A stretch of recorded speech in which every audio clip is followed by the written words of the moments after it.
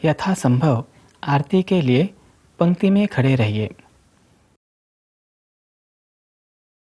आरती मधुर एवं धीमे स्वर में गाइए। जय देव जय मंगल मूर्ति, दर्शन मात्रे मन कामना पूर्ति। जय देव। नाद उत्पन्न होने हेतु धीमे स्वर में ताली एवं मंजीरा अर्थात ताल बजाइए। आरती गाते समय मन से ईश्वर से संधान साध्य करने का प्रयत्न कीजिए। अनेक आरतियां न गाकर गिनी चुनी आरतियां, परंतु प्रत्यक्ष श्री गणेश जी हमारे समक्ष बैठे हैं, इस भाव के साथ ही गाइए। आरती के समय एक दूसरे से बातचीत न कीजिए। भाव सहित आरती करने से वास्तु में सात्विक स्पंदन निर्माण होते हैं।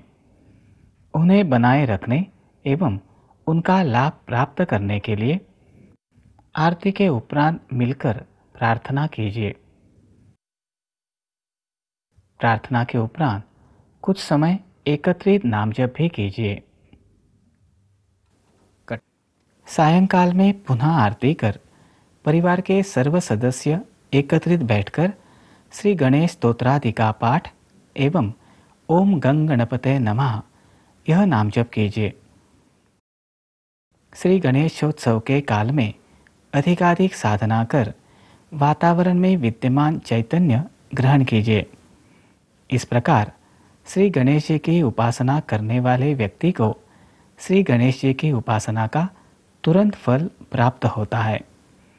इसका कारण यह है कि उच्च देवताओं के लोकों में से गणेश लोक भूलोक के सर्वाधिक समीप है। उच्च देवता तत्वों की अपेक्षा गणेश तरंगे भूलोक में अधिक मात्रा में कार्यरत रहती हैं। इस कारण गणेश तरंगे पृथ्वी पर वास करने वाले जीवों की प्रार्थना उच्च देवताओं तक पहुंचाती है।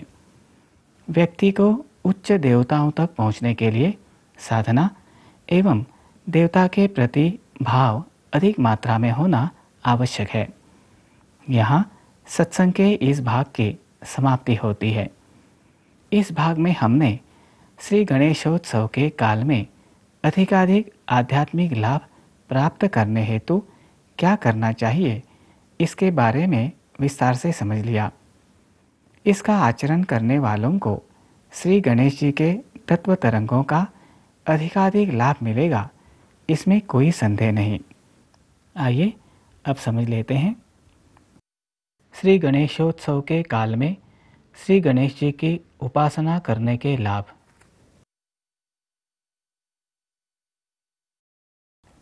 एक, उपासक की बुद्धि स्थिर एवं चित्त शांत होता है।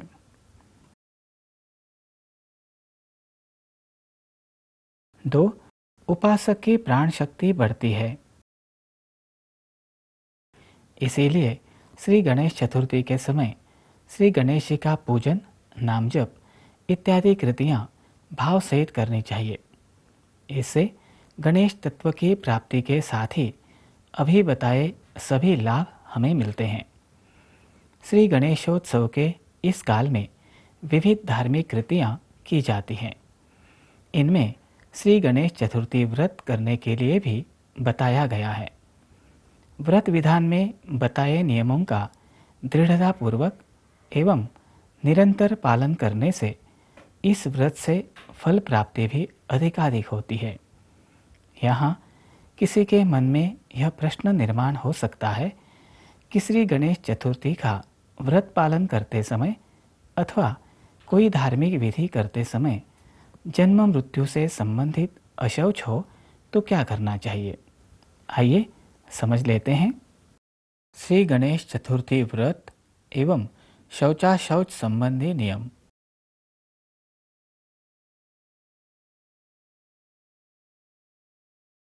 श्री गणेश चतुर्थी के काल में घर की कोई महिला प्रसूत होकर जनना शौच अर्थात जन्म से संबंधित अशौच निर्माण हो या किसी के देहांत के कारण मृत्यु से संबंधित अशौच निर्माण हो तो पूजनादि धार्मिक विधि व्रत प्रतिनिधि द्वारा कीजिए। यहाँ व्रत प्रतिनिधि, शिष्य, पुरोहित अथवा स्नेही इनमें से कोई भी हो सकते हैं।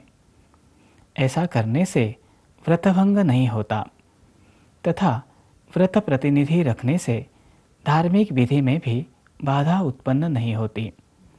मात्र अशौच काल में उपवास, आहार इत्यादि से संबंधित नियमों का पालन करने की अनुमति दी गई है। आइए समझ लेते हैं। श्री गणेशोत्सव के काल में करने योग्य विविध धार्मिक कृतियाँ एवं उनसे प्राप्त लाभ की मात्रा एक सारणी द्वारा।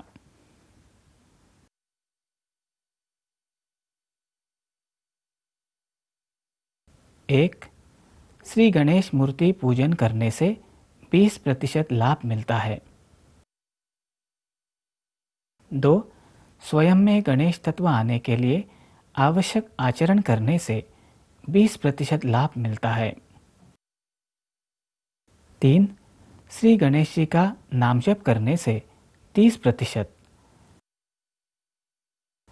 तो श्री गणेश जी की विडंबना रोकने से 30% लाभ होता है।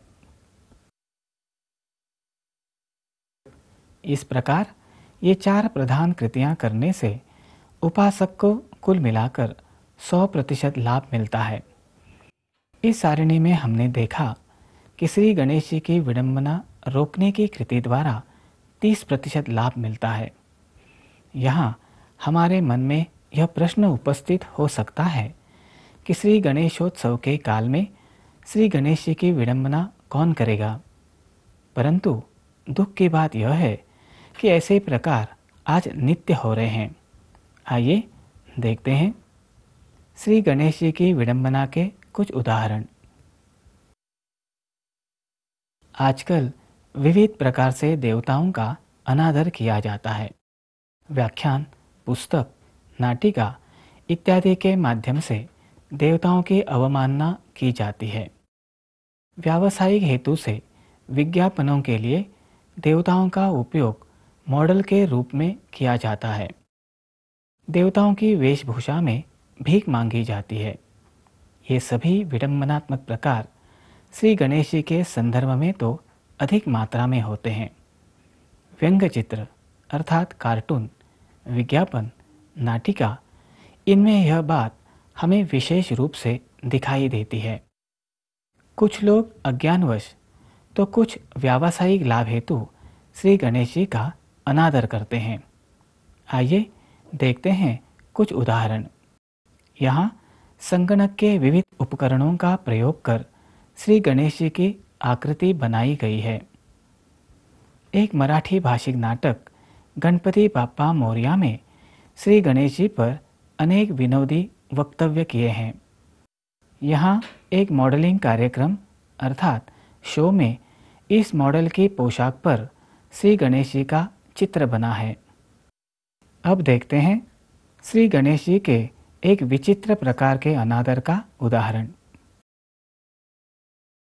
एक राज्य में ऐसी कुछ प्रथा है, जिनके घर श्री गणेश जी का पूजन नहीं होता, उनके घर के सामने दरवाजे पर उनके पड़ोसी या अन्य कोई व्यक्ति श्री गणेश जी की मूर्ति लाकर रख देते हैं। ऐसा करना अनुचित है, क्योंकि जिसकी देवता के प्रति आस्था ही नहीं है वह मूर्ति पूजा नहीं करेगा और मूर्ति वैसे ही पड़ी रहेगी। दुराग्रह से श्री गणेश जी का पूजन करवाने से कोई लाभ नहीं होता। इसके विपरीत देवता की अवकृपा ही होती है। इसी प्रकार श्री गणेशोत्सव के काल में धर्मशास्त्र के अज्ञान के कारण अधिकांशतः विचित्र रूपों में, आकारों में एवं रचनात्मक वस्तुओं का उपयोग कर श्री गणेश जी की मूर्तियाँ बनाई जाती हैं। यदि हम इस अनादर को देखकर भी रोकने का प्रयास न करें तो क्या श्री गणेश जी की कृपा हम पर होगी? निश्चित ही नहीं। ऐसी परिस्थिति में यह अनादर रोकना कालानुसार आवश्यक उपासना हो जाती है। आइए समझ लेते हैं। कालानुसार श्री गणेश जी की आवश्यक उपासना।